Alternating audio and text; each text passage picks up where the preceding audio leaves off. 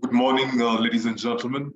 I would give around 5 minutes for the rest of the participants to join in, then we could begin shortly.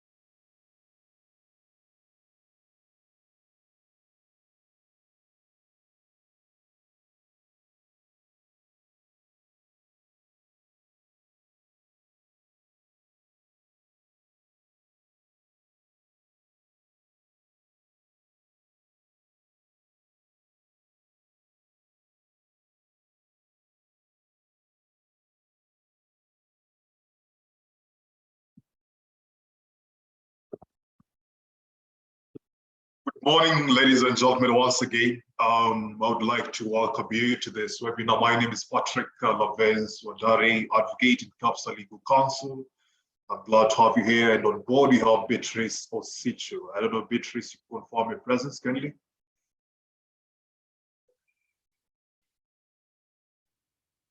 Beatrice, are you on?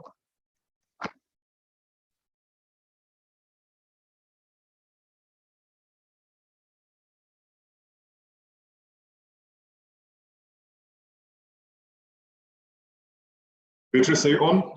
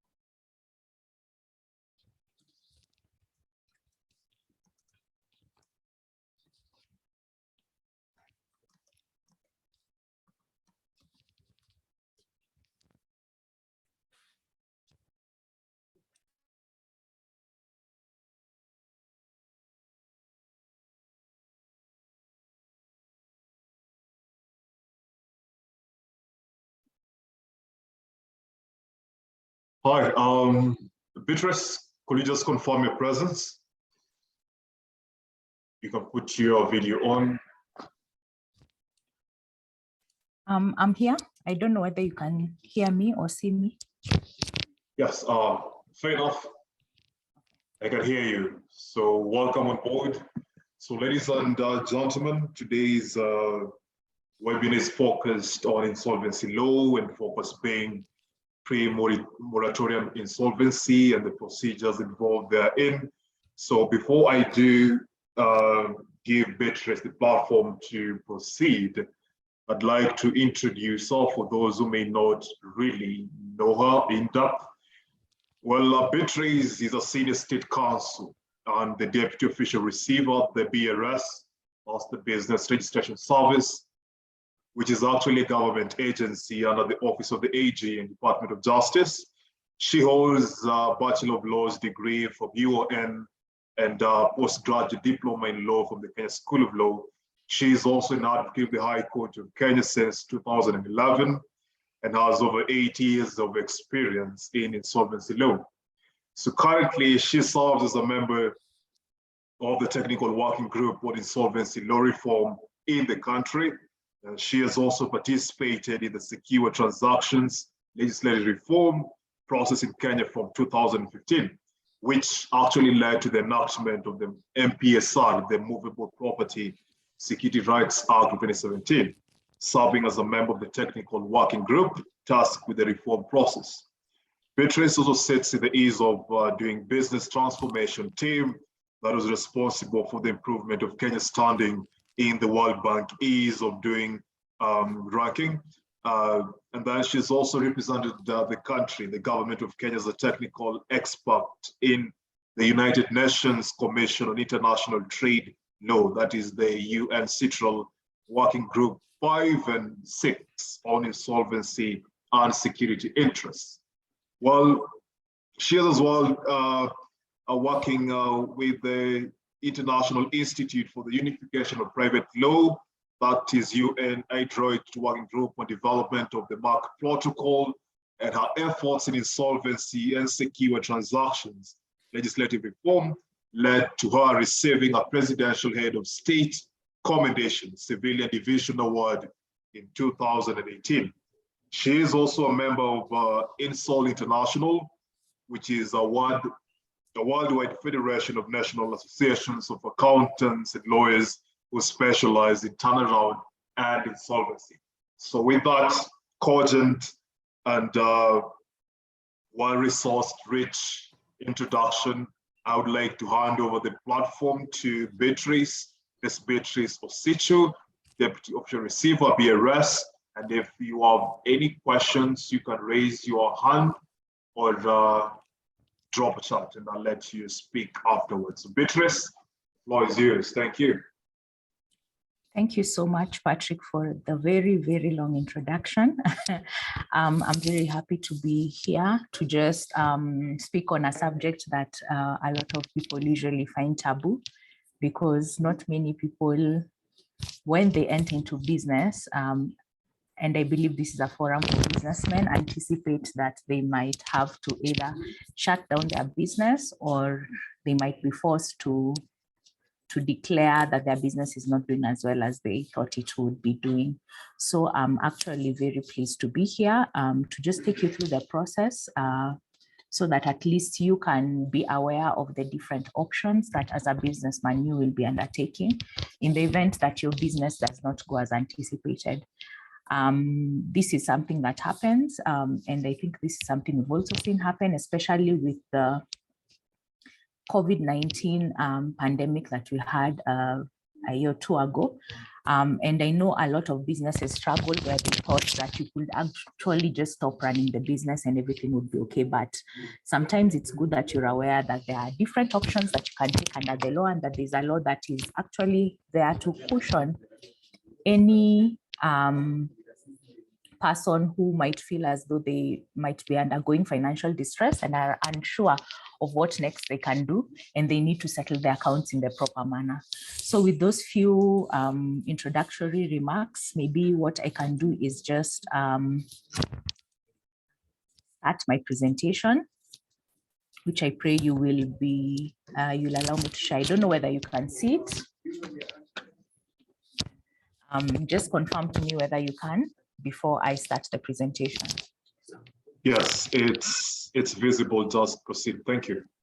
Okay, thank you so much. So I'll be taking you through corporate insolvency proceedings, at least in this country.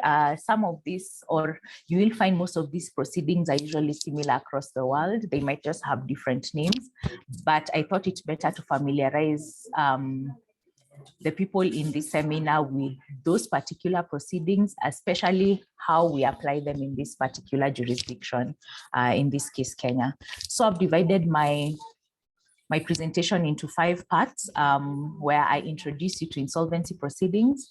I introduce you also to the different participants who are involved in those proceedings, take you through the corporate insolvency processes that one undergoes in this country, with 2 options that one would take, either be it reorganization or liquidation, which I'll take you through later. And then I will also take you through the types of insolvency professionals who will be coming in if you undertake those corporate insolvency procedures. So what is insolvency? What are insolvency proceedings? What usually happens is that you will undergo insolvency, or if you do not know whether or not you're insolvent, you need to know what the definition of insolvency is. And insolvency is when you have insufficient funds or assets to cover your debts, or if you're unable to pay your debts as and when they fall due. Just because you're in debt does not necessarily mean you're insolvent. The point at which you will now start to realize you're insolvent is when you realize that you're consistently failing to meet your obligations when it comes to your debts, meaning that when you're asked to pay a particular debt or money that you owe, you find yourself unable to actually pay that debt when it is due. But this could also mean a couple of things. Maybe it could mean that you're not necessarily liquid at that particular point in time. And it could also mean that you are unable to meet that obligation at that particular time. So sometimes it might require for you to actually sell a few assets so that you're able to pay. But when it comes to insolvency, you realize that at some point you might even be in a situation where your assets are insufficient to meet those debt obligations. Under our act, because our act governs, we do have a law that governs insolvency, and that's the Insolvency Act 2015. It does provide for a number of options that will be available to you, be it if you're a sole proprietor or you run a larger business entity. When you're faced with that particular situation, it also gives you the criteria that you have to meet in order to find out whether or not you can actually access those particular available options. So our act has 735 sections and 5 schedules. It's very big, and it focuses on 2 types of insolvency. So it can be insolvency of natural persons as an individual, when you actually feel that you as that person are unable to meet those obligations, and the kind of options that are available to you. So when you're an individual and you're faced with that particular crisis, you can either go through bankruptcy. I believe bankruptcy is very well known to a lot of you, not because you've undergone them, but because it's a much more popular term that has been coined and has been used across centuries, actually, to describe someone who's unable to pay their debts.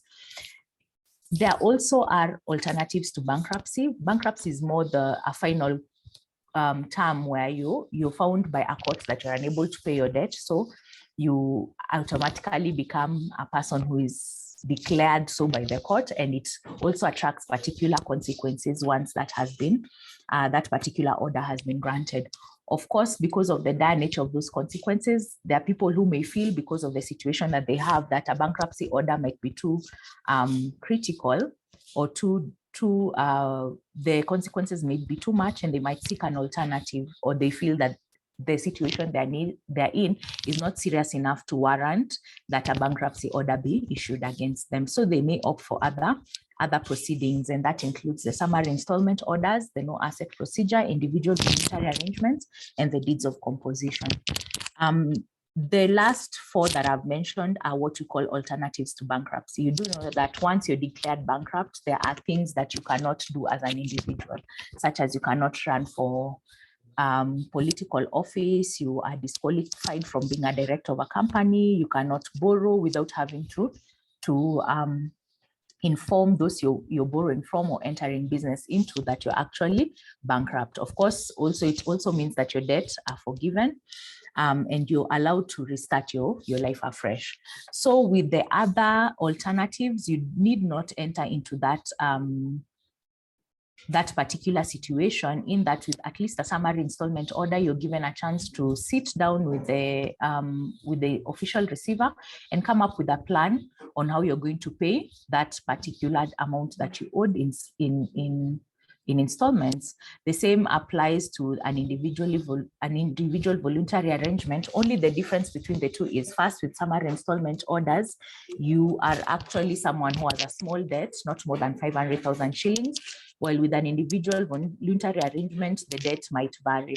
So what you do is you sit down and come up with a proposal on how you're going to pay your debt. With a summary installment order, the official receiver will be the final say as to whether or not the admission to that procedure, while the individual voluntary arrangement, you'll have to take that proposal to your creditors, and they get to vote on that particular proposal, whether or not they agree to it or whether or not you're allowed to modify it. With the no asset procedure, this is different in that, as the name says, you must have no realizable assets, and your debts will be forgiven for the duration of the procedure, which is actually 1 year, except for some debts which you must pay, including tax obligations, spousal support, and child maintenance. Then there are obviously options that are available for the second type of entity, which is incorporated entities. This could be either a limited liability company, a limited liability partnership, a public company, a private company. So these are options that would be available to them if they undertake insolvency proceedings. And the most popular is a liquidation. Again, a liquidation is just as final as a bankruptcy because you are winding down the company with the aim of closing it. Then you have company voluntary arrangements, administrations, and administrative receiverships. I'll talk about this as we move along. So what is the test to determine whether you're insolvent? According to the Insolvency Act, you are deemed to be insolvent when you're unable to pay your debts, meaning that debt must be in the sum of 100,000 shillings or more, and you will not have complied with a statutory written demand. As I said before, you remember when we defined insolvency, it meant inability to pay your debt as and when it falls due. So in this case, it must be a sum of 100,000 shillings or more, and you must not have complied to a written statutory demand. Another criteria is if there is a judgment decree that has been issued against you as an individual or as a company, and you have not satisfied that decree. So there must be an order that has directed that you pay the amount you owe, and you have not been able to make that payment.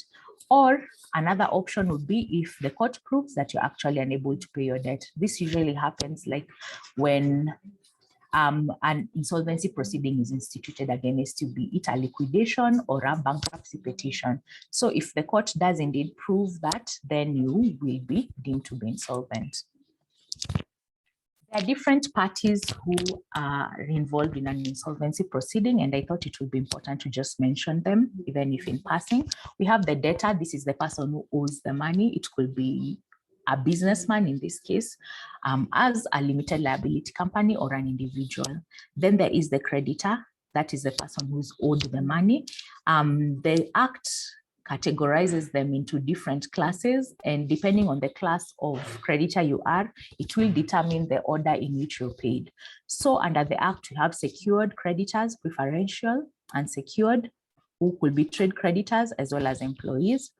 Then we have insolvency practitioners. These are the professionals who will be coming in to your company, either in their capacity as a liquidator, someone who's there to wind up the company and with the aim of closing it down, or they might come in when you're seeking an alternative solution, be it an administration, when they come in as an administrator and take over the company with the sole aim of restructuring or rescuing it. Then we have the official receiver, where I actually work. The official receiver has the mandate to see to the administration of the Act. We also regulate the insolvency practitioners. Then sometimes we would be called in either by the court or another body to take in the responsibilities of either a liquidator or an administrator, be it in the interim or more permanently, with the aim of just running that insolvent entity. Or we might be called in to investigate the reason why an insolvency took place, especially with regards to either a bankruptcy or a company. Then we have the courts who adjudicate insolvency issues in the country. So let's say you are filing a petition for bankruptcy, you will go to the court who will determine whether or not your petition has merit and whether or not you actually qualify to be deemed insolvent. Or they might come in where they're in the middle of the process. Let's say there is an issue where you have an individual voluntary arrangement or a company voluntary arrangement, and you need the court to endorse the arrangement that the proposal that has been agreed upon. Or if you're one of the unsecured creditors and you're unhappy with how that particular proposal was reached or how the procedure was conducted, you might need the court to arbitrate in that case and give some sort of direction. I wanted to focus my presentation on corporate insolvency because I believe the audience before me or who are participating in this webinar are actually running businesses. And they might be there either with a limited liability company or a public company, or they might be in a limited liability partnership or a partnership, and they would like to know the options that they have. Until recently, insolvent companies were only limited to to 3 options, which were not necessarily the best for the company or for the creditors at large.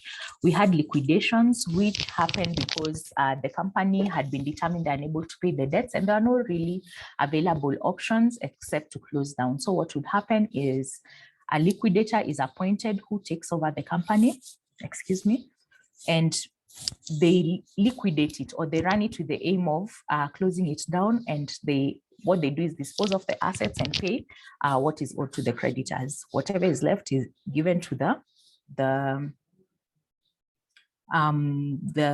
contributories or the members of the company, and then the company proceeds to shut down.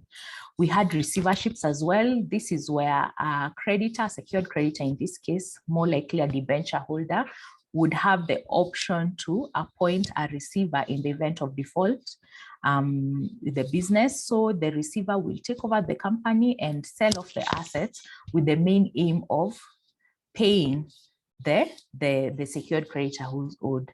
Of course, this was a disadvantage to other creditors, because the receiver's main focus was to cover the interest of the appointing party. So in the event that there was no surplus left once the sale of assets had been done, the secured creditors would always be left hanging. The unsecured creditors would be left hanging. The employees would be left hanging. Sometimes the company would be unable to continue running, because most of the assets belonging to the company had been sold, which forced the company to undergo liquidation.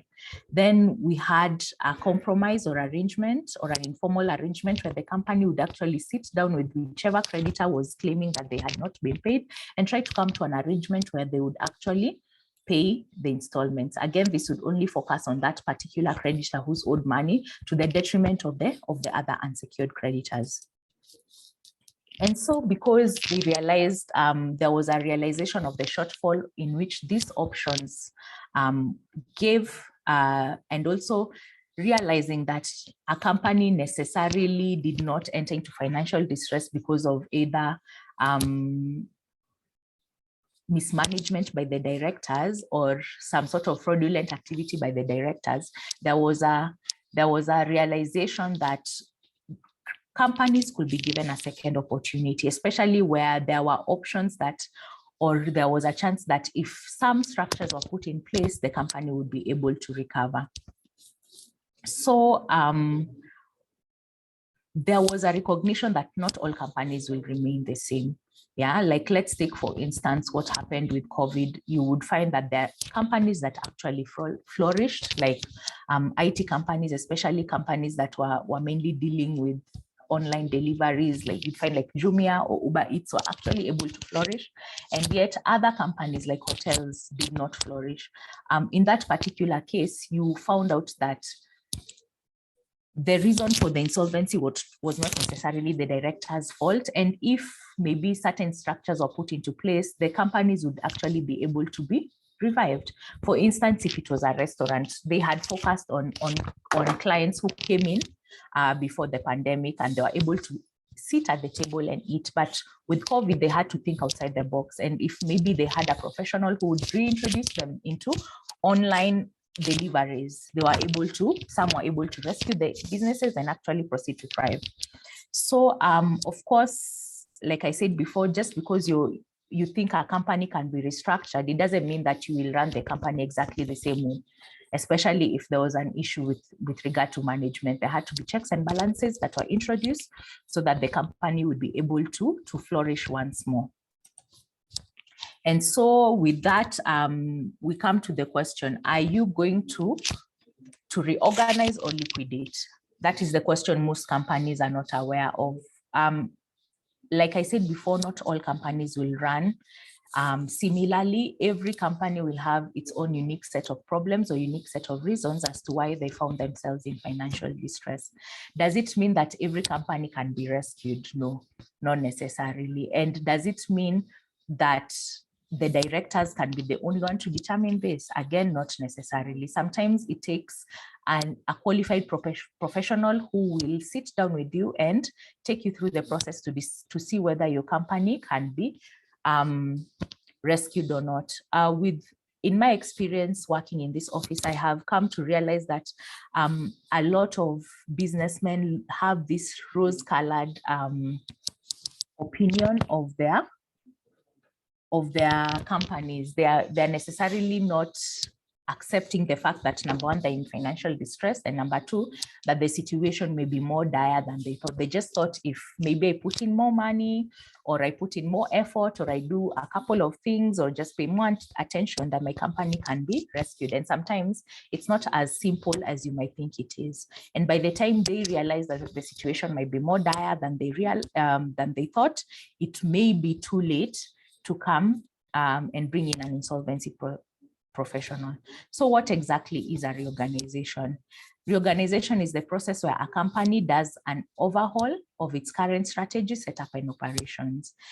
With regard to insolvency specifically, it has to be an overhaul of a troubled company, because you see with reorganization, it can happen in two ways. Either you're merging with a company, or the company has been brought out by a bigger company, or it can be because, again, you're going through financial issues and you might have to rethink how you're going to run that particular company so that you can return it to profitability. So under the Insolvency Act, there are different ways in which you can carry out a reorganization. Again, this is a complete alternative to whether you're liquidating the company. And you have to remember, this is with a view to actually rescue this particular entity.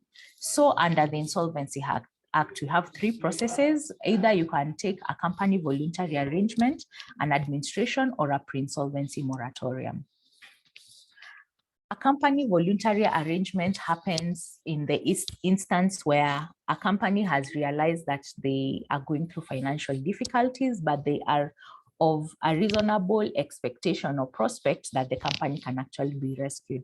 So what they do is they sit down and they make a proposal to their creditors on how they intend to offset their debts. And what they do, they come up with a proposal that they feel will be agreeable to the company and its creditors. This is especially helpful where corporate entities are facing short-term financial difficulty. What they will do is restructure a repayment plan that will allow them to continue to operate without creditors taking adverse action against them. The beauty with this procedure is that the creditors get, or the directors get to maintain control of their company. And they pretty much get to run those operations. Of course, again, it will depend on the reasons in which they find themselves in financial difficulties. And most creditors, or some creditors, might not necessarily agree to all the terms of the proposal, especially if they feel that the people who will be running this proposal are not necessarily trustworthy or capable. And so they might propose a modification where they require that the leadership of the company be changed. But the overall point is that the directors maintain control of their company. So while a company voluntary arrangement is in place, there will be a moratorium or stay on all execution or recovery actions before and during the implementation period. This is extremely important because it gives the company breathing space. You do not want to be negotiating with creditors on one hand, while on the other hand, you have auctioneers coming into your building. Let's say you run a manufacturing company, and confiscating all your equipment that you use in the manufacturing process. So the stay is important so that it gives you the breathing space to negotiate and sit with everyone at the table, even those that might wish to execute. They all are forced to come to the table and sit with you and negotiate towards ensuring that they all get paid. Will they be paid in full? It might not be necessary. It might not be so, but at least they will get some kind of payment. So while this happens, the company is also allowed to trade. The company will continue to run, and they will be able to at least running the company, make payments to the creditors, and be able to go back to profitability. The duration of the CVA will obviously vary. The common practice is 5 years. We've had some like Uchumi where it's been extended to 10 years. Again, this will definitely depend on what you agree with your creditors. Then we have administration. Administration is another, I believe, popular term you've had when it comes to alternatives to liquidations or reorganization structures in this country. So with an administration, this is where a company is placed under the control of an insolvency practitioner to enable the insolvency practitioner to achieve the objectives laid down by statute. Unlike a CVA, where I just mentioned that the company largely stays in the control of the company directors, with an administration, at this point, an insolvency professional is appointed who comes in and takes over the management of the company and runs it as a going concern, with the aim of deciding whether this is a company that can actually be rescued or whether they will go into liquidation. So the main objective of administration is actually to maintain the company as a going concern. Again, you want to continue the company, to make the company continue to run. You want to achieve a better outcome for the company's creditors in the event you cannot maintain the company as a going concern. As a whole, that would likely be the case if the company were liquidated. And then also the third objective is to realize the property of the company in order to make a distribution to one or more of the secured creditors. It's important to note, like, these objectives are cascaded down. They don't have to happen at the same time. The first objective is usually the most important. You want to rescue this company and keep it going. If that is not possible, you want to achieve a better outcome of the company's creditors as a whole. And this means either through the sale of the assets or through getting a disposal of some of the assets or all of the assets, so that all the creditors are sorted out. Then, if that fails, you want to realize the property of the company in order to make a distribution to one or more of the secured creditors. With an administration, like I said before, there is an administrator who's appointed for a period of 1 year with a possibility of extension. One thing that is important to note, administrations are not supposed to go on in perpetuity. They must come to an end, because this is a short gap measure that is able to help the company to see whether this company can actually proceed to go back to where it was. And if so, measures can be put in place to help that. And at the same time, keep the creditors at bay with the aim of renegotiating terms so that you're able to run the company back to profitability. I think what most people don't realize is that if a company is undergoing financial distress, time is always of the essence. You want to take in measures as soon as possible, so that there's some possibility of rescuing the company. In the event that is not possible, you also do not want to waste time. Administrations can be, insolvency procedures in general are very expensive. And the last thing you want to do is to decrease value that will be there for creditors. And the way you can decrease that value is if you have a long insolvency process. You remember there are expenses that will be incurred. Either you're hiring experts, the administrative professional is also being paid. You might be having employees who are also have been retained, whether the company is being run or liquidated.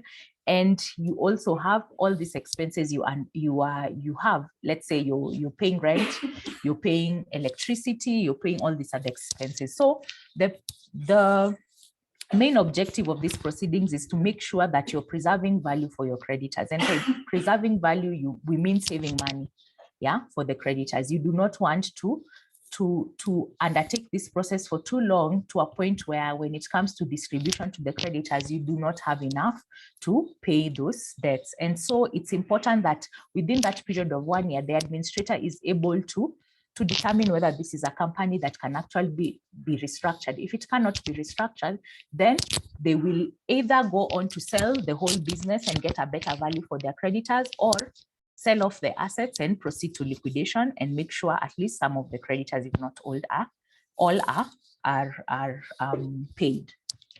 So an administration can happen in different ways. Either you can be appointed to by the court, where a party will go to court and request that an administration proceeding take place.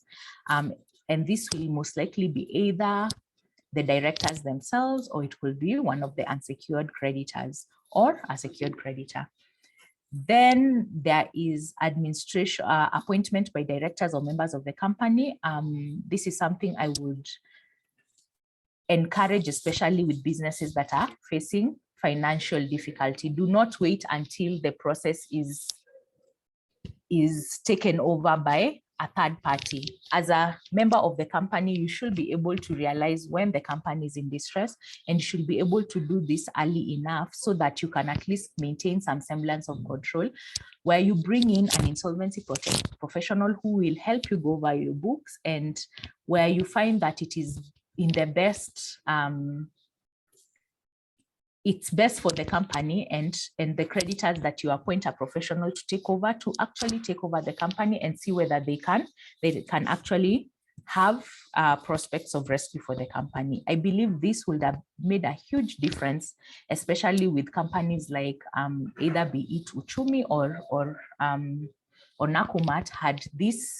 Had the directors had the foresight or the wisdom to actually start these proceedings early enough. And also it allows you to have some semblance of control with regard to the process. One thing, and I should note here, and I just thought at the back of my head, is that it is important that once an administrator is appointed, regardless of the party that appoints an administrator, the administrator does not work for the appointing party. The administrator is supposed to be working for the benefit of all the creditors and the company itself. So they will not be, unlike a receivership, answerable to the appointing party. Then another way for an administrator is appointed, which brings me to my third point, is through a creditor, and not just any creditor. First, they must be secured, and not only secured, but they must be a holder of a qualifying floating charge. During the period of administration, there's again, like a CVA, a moratorium on all proceedings against the company. Again, this is to preserve value for the assets, and also to give some breathing space so that there might be an actual opportunity to consider whether a rescue mechanism or a rescue of the company is possible. The beauty of an administration, just like a CVA, it allows the company to continue to run, and if rescue is possible, they can revert back to their former glory once they have offset the debts. Then we have another option, which is pre-insolvency moratorium. This is relatively new to our laws because it came in as a result of an amendment to the Insolvency Act sometime in 2021, especially at the onset of the COVID period. We did realize that urgent measures had to be put in place so that we can cushion businesses that had been caught in the whole pandemic and failed necessarily because of it, and did not necessarily have options, or did not think that there are options available to them under the law. So we introduced this particular proceeding to help companies specifically and businessmen sit down early enough, so long as they felt the pressure of the creditors, and decide whether or not they wanted to undertake an insolvency proceeding without the pressure of third parties coming in that would affect that decision for them. So a pre-insolvency moratorium actually offers temporary protection from legal action for a period of 30 business days. So what it does is allows the directors to come and sit down, investigate, and discuss with their creditors options that are aimed towards restructuring the company debt that they accumulated prior to that particular moratorium.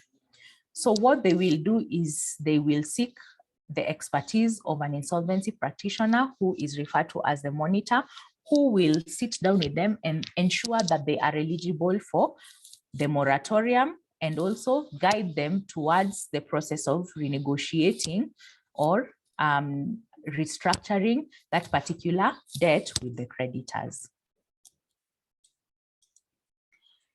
And the beauty of a moratorium is to protect the business while they're developing the plans. You will realize sometimes, again, there's so much pressure from creditors who might want to be paid immediately. And what this does is just give that ample time to the directors without that pressure to sit down with an insolvency professional, develop a plan, be it under a CVA or an administration, in order to rescue the company, while at the same time allowing the company to continue to trade or operate. So with the moratorium, the directors will be able to maintain control of the company and provide a breathing space that will allow them now to discuss those various options, and assists prior to that entry in devising an exit strategy in the event that the rescue mechanism or option is not available.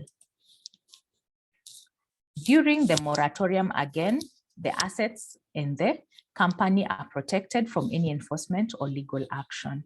And it helps preserve goodwill and value for the business by protecting it from action while a strategy is formulated and agreed.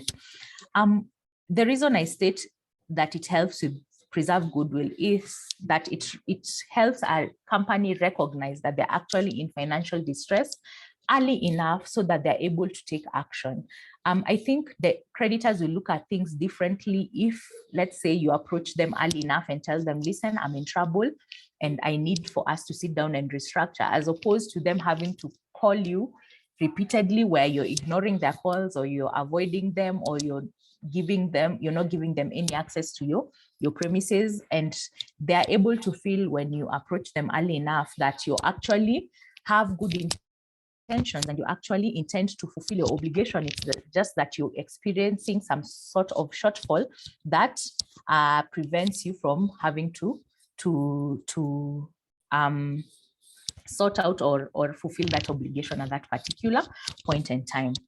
So what will happen with this, the long and short of it is it protects the assets. It protects the assets and the companies in the event that there might be an overzealous creditor who is bound to either panic or they want to safeguard their own interests early on. So it just gives that breathing space so that the directors can sit down and reorganize themselves and see how they're going to pay, be it through either a CVA or an administration. So having gone through those three options for reorganization, of course, you will have to consider which of them will apply to you as a particular business entity or a company. And to do that, you will have some key considerations which you'll have to think about before you decide which of these options is available to you, or if none of those options are available to you, whether or not you'll go into a liquidation. And the first of those considerations is the objective. What is your objective as a businessman? Is this a company you want to continue to run? Do you want to continue to run it profitably? Or is this a situation where that is so dire that there is no other option but to shut down? Then once you have considered the objectives, you have to look at which particular reorganization structure would be best for you. And when you're doing this, you have to take into consideration the time, the cost, and the outcome. Like I said before, the overall purpose of insolvency proceedings is to preserve value. You have to preserve value, and that is done by making sure you settle all these issues in the shortest time possible and that you maintain minimal costs when you're entering into that proceedings, and that the outcome will be something that is favorable to you as a businessman, be it either you're rescuing the company or shutting it down. Then you need to consider out-of-court settlements. Again, litigation costs time. Do you want to take that particular time when you can sort out these issues outside the litigation procedures or the court procedures? Which brings us back to the first consideration, which is the objective, is if it's to save on time and costs and to get a favorable outcome. Sometimes the best way is to entertain an out-of-court settlement. It's actually the most prudent way, and you will have a professional who will most likely encourage you to seek an out-of-court settlement.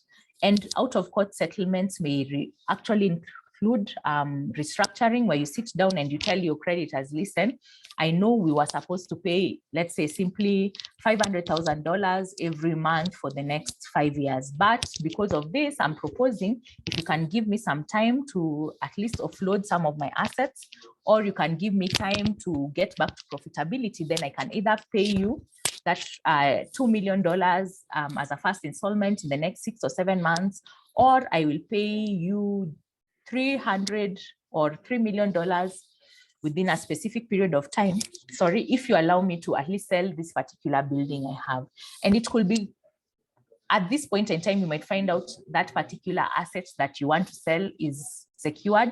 So it means you'll have to again approach that secured creditor and tell them, this is the best option. If we sell it now, we might get it at best value, and I'm able to sort out your issues as well as with the surplus, sort out these other creditors. Or you might even approach that particular secured creditor and tell them, okay, I know you have this asset of mine that you're holding, and it is of bigger value than what I actually owe you. Maybe if you can give me more money, I can at least pay off these other creditors, then you will have super priority of that particular type of or that particular asset. So it's important that at least businessmen sit down early enough, and that is the point of a restructure, so that they're able to see whether they can actually be able to come to an arrangement or an agreement with that particular creditor without having to go through court or incurring extra expenses by either hiring an advocate who will sit in for you.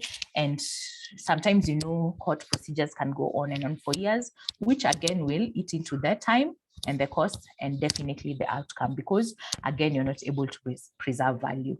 Then you have to take into consideration the legal procedures. If you're choosing a particular insolvency proceeding, will it require that you go to court, and at what point?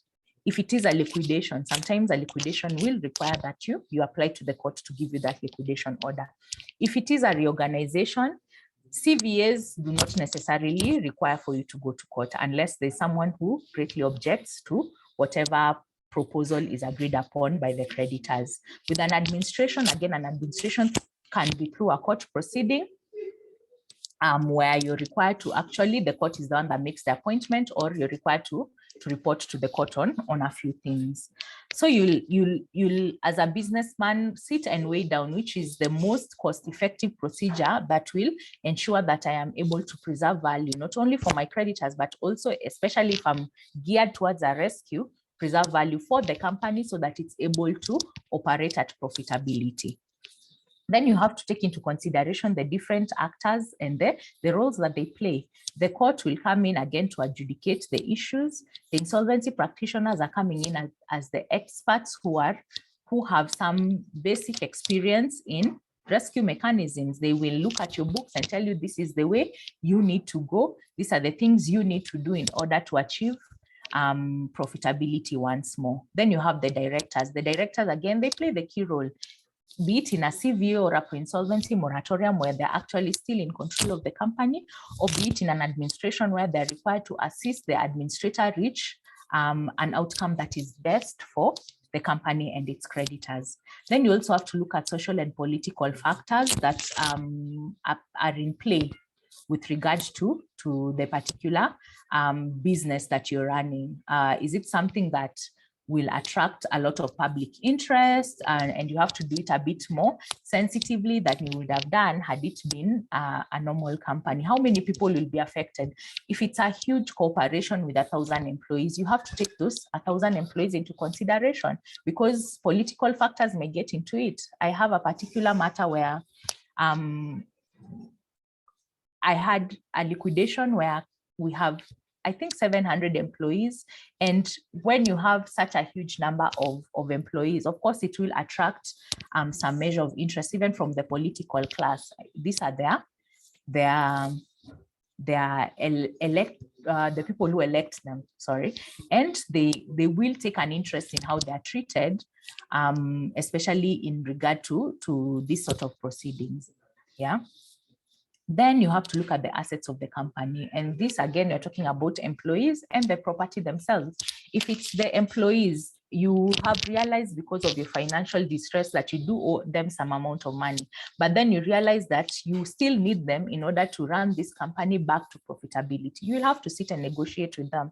You'll have to sit and consider their feelings and consider the issues that they have, and somehow come up with a plan in which you're still able to retain them while you run the company, with the aim of at least paying them off at some point in time.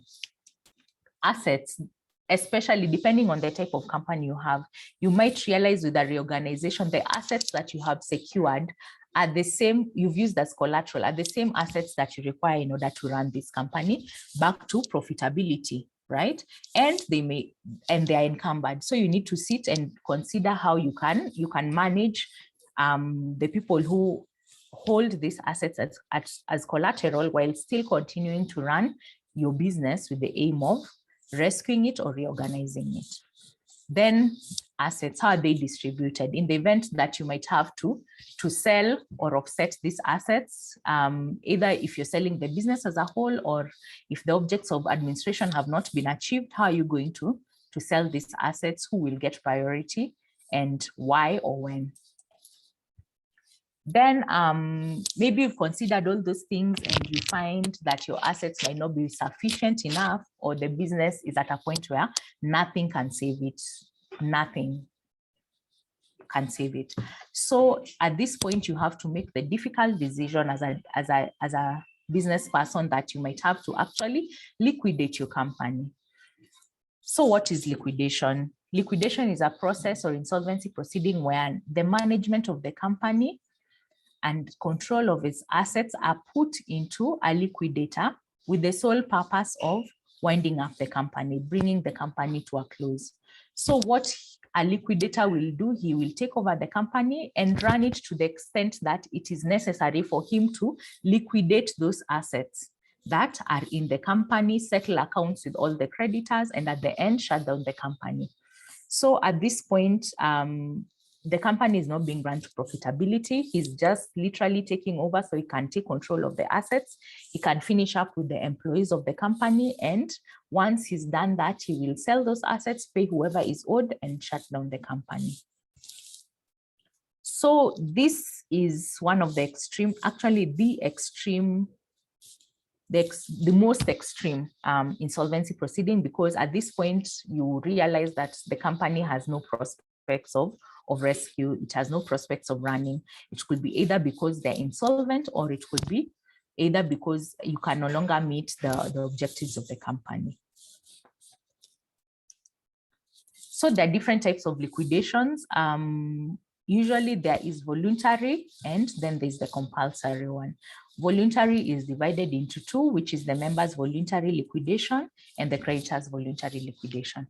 With the members' voluntary liquidation, the company is usually solvent in most cases, and they have achieved either the objectives of the company, or they feel that the company will no longer be able to run as it should.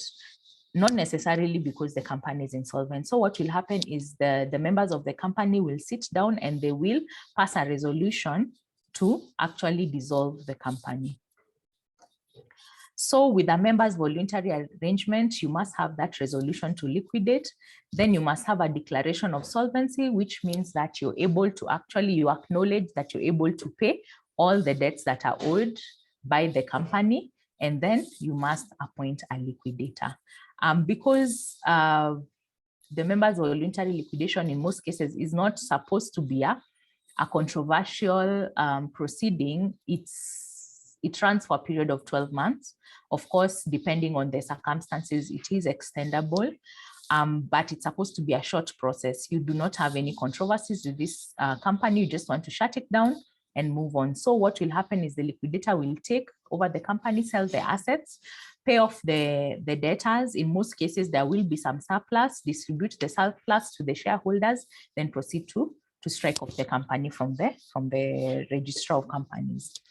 With the creditors, voluntary liquidation, again, this is at a point where the members of the company realizes that they're unable to pay their debt, but rather than going through a whole court process, they resolve to liquidate it voluntarily, but then they inform their creditors that they intend for it to be a voluntary liquidation, so that the creditors come and take over the procedure and then control the winding up process. Then we have the compulsory liquidation, where it could be for a number of reasons. Directors no longer agreeing to anything, they don't get along. There's in-house fighting within the company, and the most obvious reason, there is no money to pay off the creditor. So in this case, it can either be the directors of the company who will make a petition to the court to liquidate, or it will be the creditors who are owed money who will make a petition to the court to liquidate the company. Then I thought I would just mention administrative receivership. This is another form of insolvency procedure that is undertaken under our act, but it is different in a way that it is not necessarily a liquidation, and it is also not a reorganization proceeding. So under the old regime that we had, that was the old regime under the Companies Act Cap 486 and the Bankruptcy Act Cap 53, which have since been repealed. We had receivers and managers. These are the people, like I mentioned before, who would take over the company and dispose of the assets with the aim of paying off the secured creditor who had appointed them. So with the enforcement of the new act, the Insolvency Act 2015, these appointments will not cease, simply because they were as a result of a security agreement that had been formed before the Insolvency Act was put in place. So in the event of default, just because the legal or legislation that was guiding them was no longer in existence, did not necessarily invalidate the particular insolvency procedure or the security agreement that formed that particular procedure. So what happens is there still had to be a mechanism in which the secured creditor can enforce in the event of a default. And that's why we introduced the concept of administrative receivership. It still runs the same way as a receiver and manager procedure would run. The only difference is that it was provided for now under the Insolvency Act and called an administrative receivership. So this procedure, like the receiver and manager, would ensure that the debenture holders' interests are protected when the company is facing financial difficulty, right? And what happens is, if the administrative receiver is able to dispose of the assets and pay the secured creditor who appointed them, they would return the company back to the directors, so that they may proceed to run the company. Of course, like I said before, there are weaknesses with this particular procedure, because in most cases, there was not enough to sustain the company, and most companies would actually run into liquidation. So of course, it was necessary to have this provision still yet, although now most creditors are shifting towards administration when they're drafting their security agreements, but there had to be a way to finish up the previous receiverships in a more organized manner. As the act is enforced more and more often, you will find that most this procedure will come to an end, because as people enter into new security agreements, they will of course put in new systems in place in order to safeguard their assets.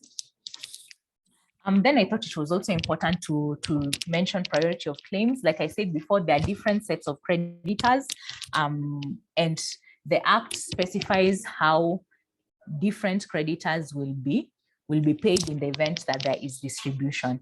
So this is provided for under the second schedule of our act, and there is a priority in which different creditors will be paid. The first who are always paid are the secured creditors, and not just any secured creditor, but they must be fixed charge holders, right? Then we have the preferential creditors. These are unsecured creditors who have a sort of preference in the insolvency proceedings. And this will include expenses of liquidation, including the insolvency practitioner fees. Then it will also have the employees, the Kenya Revenue Authority as the tax, the organization mandated with collection of taxes in this country. Then the fourth in priority is a floating charge holder, who is also a preferential creditor in that respect. However, there is a section of the law that provides for hiving off of 20% of of the proceeds from the assets that are sold from floating charge assets, and that 20% is what is usually will be used to offset the claims of unsecured creditors in the event that there's not enough to cover distribution. And then of course you have the unsecured creditors. This could be ranging from the trade creditors to the landlords, to any other creditor who does not have any security. Then I also thought it was important that we talk about insolvency practitioners, because these are the professionals who will be taking over the company during an insolvency procedure, not for all insolvency procedures, but for most. And these are the people who will be running the company either in order to reorganize it or in order to liquidate it. So under the law, an insolvency practitioner must be licensed with regard to most of the procedures, especially if they're going to be a bankruptcy trustee or an interim trustee, if they're going to be a trustee under the deed of composition, if they're going to be a supervisor under an individual voluntary arrangement or a company voluntary arrangement, if they're going to be a liquidator or provisional liquidator, or if they are going to be an administrator. The only time they're not required to be licensed is if they are actually going to be an administrative receiver. So they are regulated by the official receiver, which is where I work, and they're also regulated under the Insolvency Act and regulations, which give the requirements under which they can receive authorization or license in which to act. They must be member of a recognized professional body. For now, only lawyers and accountants under the Law Society of Kenya or ISPAC can seek recognition, and they also must satisfy the requirements of the rules that govern those particular bodies. So what will happen when they want to get a license is they will apply to our office and fulfill certain requirements that we have put out for them, including a professional indemnity cover. They also must be fit and proper to act. In that case, we will be require them, of course, to meet the same qualifications as they would under Chapter 6 of the Constitution.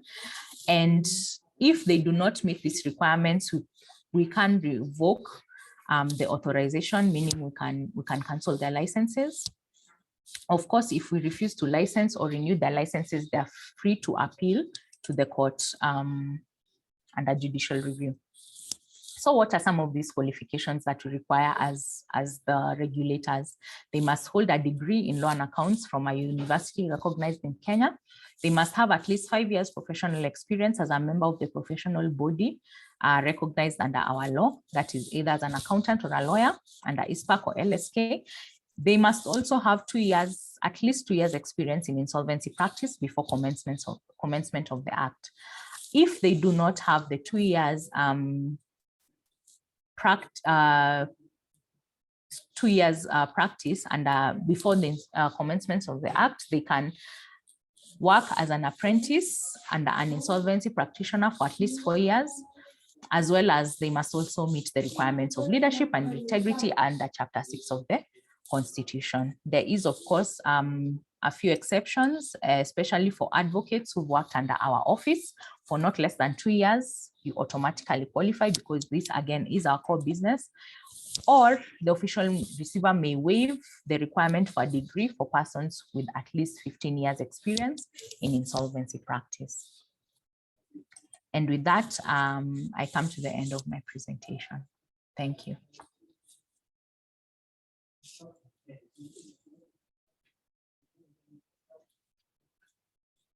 Thank you, Beatrice. Profound, urgent, and on-point presentation. And glad that I hope the same that the participants have learned a thing or two. Well, there is a concern, a question that was raised here by an anonymous participant. Well, he or she says or asks or requests you to give insights on how counter indemnities for bank guarantees are handled during insolvency. So what are the insights when it comes to counter indemnities for bank guarantees. How are they handled in or during insolvency? I think that's the question I've received a few minutes ago.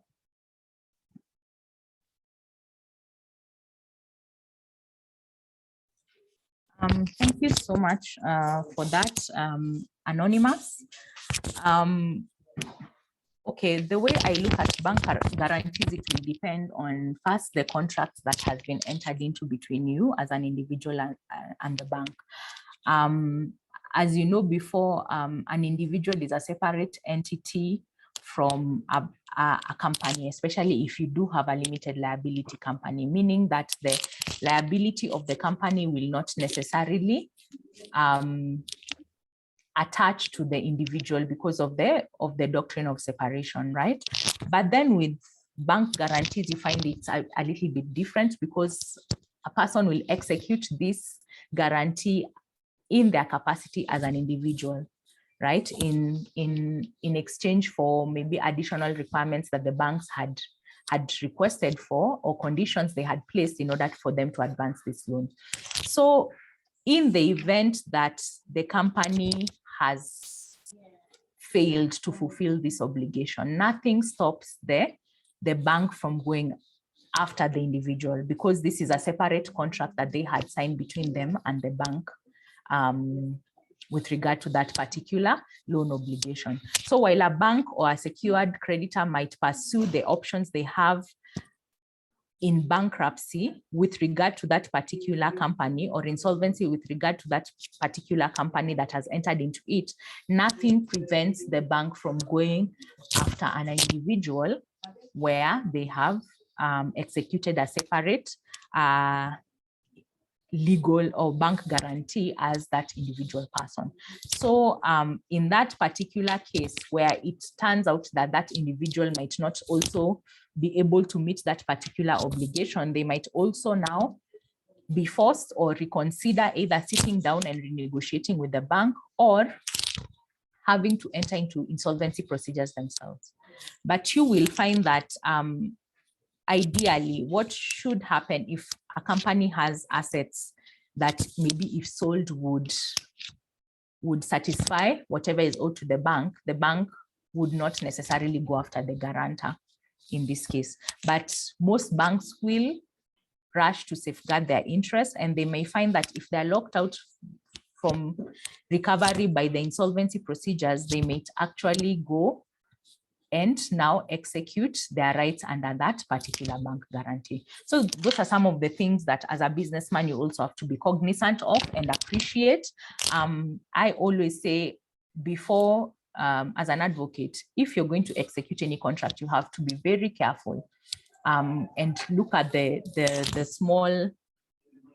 conditions, the terms and conditions that are set out, because again, like I said before, while the company is a separate entity from you as a director or as a shareholder of that particular company, once you execute that guarantee, that is a separate contract between you and that particular secured creditor, in that it will not prevent you, just because you're a separate entity from the company itself, from having to actually fulfill that particular obligation. Should it be used as a last resort? I believe so. I think every secured creditor should first exhaust all options that they have. And then if they still are not able to get what they're owed from those particular options, go after the guarantor. But at the end of the day, like I said before, it's up to the person who actually secured, who actually lent that money to them, and the options that they will follow.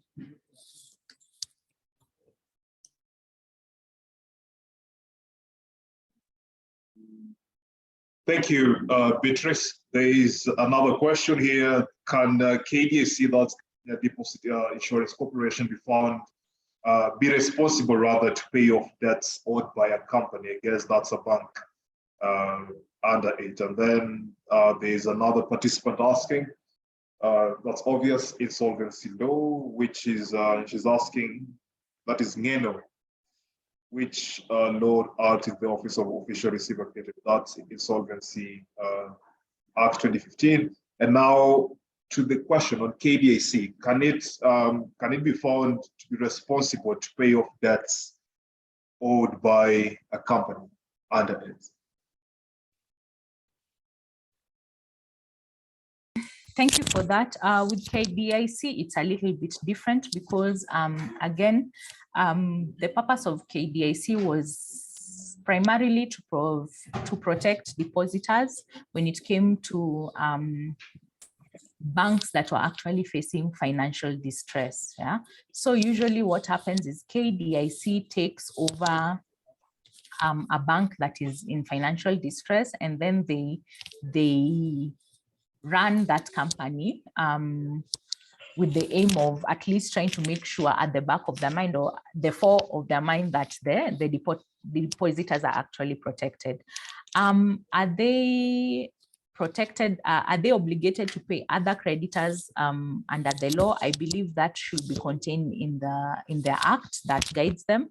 It is important to note that KDIC is not guided by the Insolvency Act. In fact, the Insolvency Act specifically states that banks are not under the ambit of the Insolvency Act. You can actually liquidate any other company except for a bank or a financial institution. So in that case, what usually happens is they now fall under the Banking Act and the Kenya Deposit Insurance Corporation Act, or the law that guides them. Are they obligated to pay? Again, I'll have to come back to you on that and just check whether they are. But from what I do know is that their foremost responsibility is actually to protect the depositors. In this case, the bank, the people who've actually deposited with that particular bank. Once they have fulfilled that obligation, then it will depend on what will happen next. From my experience, I have not seen any bank that has been conclusively an insolvency procedure that has been conclusively completed when it comes to banks. I do know with Chase Bank, they were able to sell it off in full to, I think it is SBM, if I'm not wrong. But generally, once they sell off the bank to whoever, then they automatically take over the debts of that particular company. But I cannot say for sure whether they have completed any, and I'll get back to you on whether they're responsible for paying off creditors who are not necessarily the depositors of that particular bank. As for the law, oh, sorry. Yes, sure. Just go on, because there's an insistence of the silence of the Insolvency Act when it comes to the definition of official receivers. So what is the legal underpinning that perhaps you think is best fit, given that most functions of official receiver have been outlined through the Insolvency Act 2015?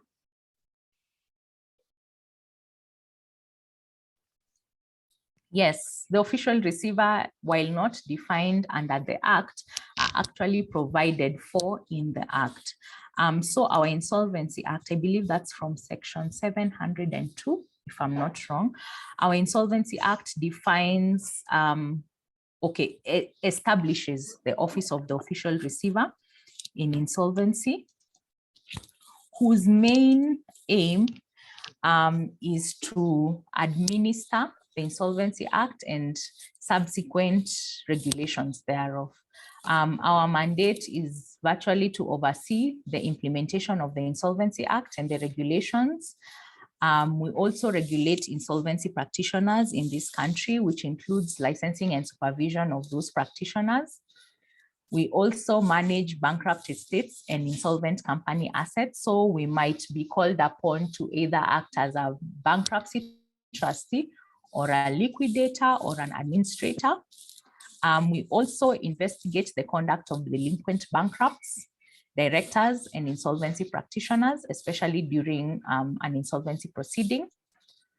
We also help with developing legislation and policies relating to insolvency. And Last but not least, we admit debtors to the summary installment order and the no asset procedure. These are alternatives to bankruptcy that are not court initiated. So what people will do is they come to us and we initiate or supervise those particular procedures. So while we are not defined necessarily as to what we are, the Act does define us by what we do and our contribution to insolvency, the insolvency regime in this country. Thank you. I think there are no further questions, but just before we wrap this up, and I'd like to borrow a piece of your mind on the cross-referencing between the Insurance Act and the Insolvency Act. Case in point is the placement of resolution insurance under statutory management. So the question is, what exactly does moratorium intend to solve, given that there is a Court of Appeal decision that says that when moratorium is put in place, I think it delays payment to creditors, secured and unsecured. So given that resolution in assurance has actually been placed under statutory management by the IRA, now the Insurance Regulatory Authority, but through the PCF, the Policyholders Compensation Fund. So they're unable to pay the debts as of now, and the moratorium was put in place in April this year, and it will run for 12 months. So there are creditors who are actually claiming to be paid, and most of these creditors are private healthcare service providers. So how do you balance such situation whereby you have a company under Insurance Act, the same way you say that banks necessarily cannot be placed under Insolvency Act because there are respective statutes that do guide that particular procedure. So what's your take on that? That's a very good question. I think maybe what's important when it comes to insurance companies, we have to realize that, like you say, there are other statutes that actually regulate how insurance companies are run and what happens in the event that they enter into insolvency. I want to sympathize with creditors because I know the uncertainty that usually comes when a company has been deemed to be insolvent. At this point, you're not sure of whether or not you will actually get paid. But then you also have to, as a creditor, appreciate the role of a moratorium and statutory management. Yeah, these are proceedings, especially with regard, and I'm talking to insurance companies right now because that is the question. These procedures are usually put in place in the event that the Commission of Insurance appreciates that there's a problem with that particular insurance company and they want to protect the interest of the policy holders of that particular insurance companies. Yeah. So what will usually happen is in the event that an insurance company is found to be in financial distress, rather than rush to initiate insolvency proceedings, the Commissioner Insurance will opt to appoint a statutory manager who will take over the control of the company for that period of 1 year and try and find out what is going on first with the company, what has led it to be in that particular situation, safeguard the assets and preserve their value, and also determine whether or not this particular insurance company can be, I'm going to use rescued loosely, can be at least sorted out, yeah, put in a situation where if there are certain measures that are put in place, they can go back to at least being run in a profitable manner. So when PCF usually comes in, they are the most important responsibility for them at that particular time is to preserve the value of the company, to prevent if there's any shenanigans that are going on in the background, to prevent those shenanigans from continuing to happen.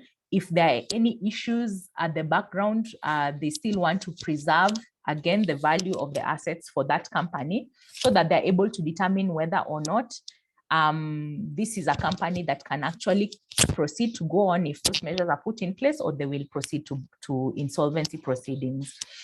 The moratorium, again, is usually in place to preserve that value. How do you preserve it? One of the ways, and I believe even KDIC operates in a similar manner when a bank is put under receivership. The last thing you want is to cause panic to a point where you're actually going to make the situation worse than it already is. And the one thing you want to do is to preserve the value of those assets. I know I will be saying this a lot, but it is actually in the best interest for all the creditors if the assets of this particular company are preserved. You have noticed that even when you're talking about KDIC, what happens with banks, when depositors rush to take their money away, it might actually put that bank into liquidity issues. The same applies with an insurance company. You want to preserve whichever assets, especially for those deposit holders, or the people who actually are the particular clients of that insurance company, so that you're able to preserve the value and protect them in the event that the company goes into liquidation. And this will in turn also help those creditors, especially the private healthcare providers, in the event that they need to actually get paid. And you do not want to erode those assets. If you do not have a moratorium in place, there's every chance that the assets may either be eroded through execution proceedings, through litigation proceedings, with everyone running to at least get a share of their assets. And also you need to protect the value for the assets against also the creditors themselves. And that's why you see the company, the members of the insurance company themselves. And that's why you see PCF takes over statutory management of the company. Now, for those private healthcare providers, just because the company is under statutory management does not necessarily mean that it is an insolvency process. An insolvency process will begin when an insolvency proceeding is instituted. So because it's in statutory management, it does not mean the end. They've just put a pause so that they're able to actually investigate this company and see what is going on. Then if there's indeed trouble in paradise, and I'm saying that just as a matter of, they will then initiate insolvency proceedings in order to liquidate that particular company. In that case, the Insolvency Act will give the measures, will put in place the measures that will be undertaken in order to, again, preserve value for the creditors and also ensure that the creditors are paid in the end. Now, will you be paid in full when it's a liquidation? Sometimes that is not a guarantee. You have to remember, when a liquidation proceeding is instituted, there is every indication that the company is actually unable to pay its debts and might not be able to pay those debts in full. As far as I know, after statutory management, in the event there's trouble, that is immediately where the insolvency proceedings will be initiated as regards to insurance companies. They will proceed to liquidation. So I think those are some of the considerations the creditors will have to think about, and not just the healthcare providers. Even the policy holders are creditors at that particular point in time. And insolvency proceedings will seek to ensure that all creditors are equitably treated. Fair enough. Thank you. And this should be the last question by Chibet Ngeno. She asks, is there a cap on fees that can't be charged by an administrator or a liquidator or receiver?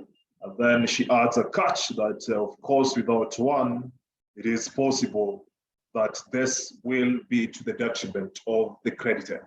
So I'm trying to have a wind around that particular question. So the cap on fees that should be charged. An incredibly good question. Right now, there is no cap on fees that is charged on the administrator.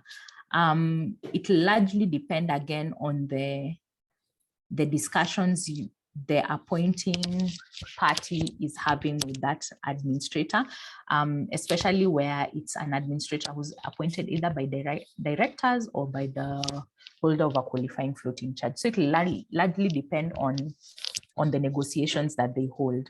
Of course, Again, when they're negotiating for those fees, they might either negotiate on time or on recovery. I see most appointers usually will deal with recovery. How much are you able to recover as an administrator?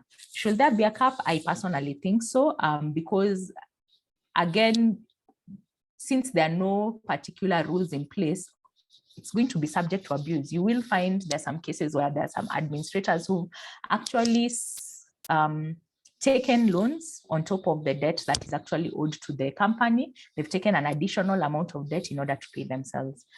Definitely that will have a negative effect on the outcome and distribution for the creditors, because again, once again, there'll be more debt and very little chance that the creditors will be recovering everything that they had put into the company. So yes, it does have some sort of effect on how much the creditors will get.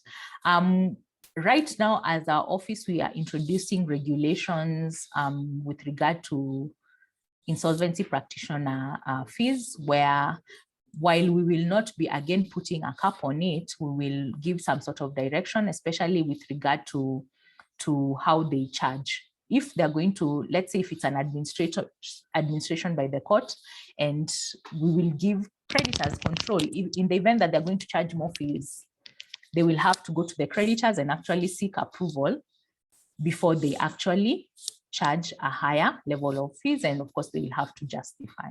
But again, as the profession continues to grow, because it is largely a very small profession, we will be putting measures in place, especially with regard to remuneration of insolvency practitioners. Thank you. On the same wavelength, is the draft in place for the regulations to cap the fees on the regulations with regard to insolvency practitioners? Do you have a draft in place? Yes, we do have a draft. It's currently under the Office of the Attorney General, who will present it once it's ready to Parliament. There is a specific provisions on we call it the Insolvency Practitioner Code of Conduct, and among the Code of Conduct, the issue of fees has been dealt with. Great. I hope to have a copy after this for the results. So I'll just pick this up with you off camera. Sure. And I think on the aspect of insurance companies, I don't understand the rationale why insurance regulations of 2019 deleted Regulation 11 of insurance regulations of 2010 that actually touched on the aspects of insolvency of insurance companies. So I don't understand the rationale, but possibly maybe they wanted to exhaust all the mechanisms in place to pay off the creditors within the statutory management framework. Maybe that was the rationale, maybe, but I think again, I will pick this discussion with you later after this particular webinar. So that is all. Beatrice, and I thank you for your cogent and intense presentation. And I hope the participants here in have picked two or three things about the same.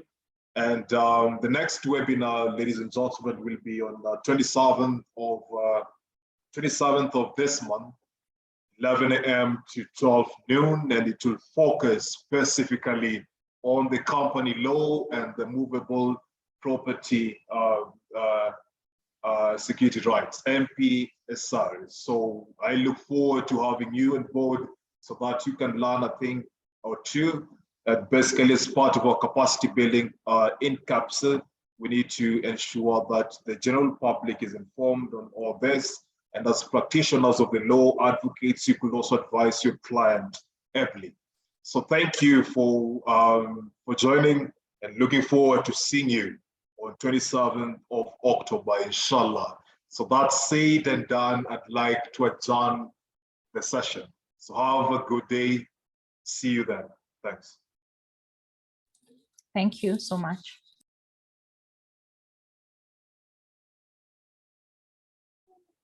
Bye-bye.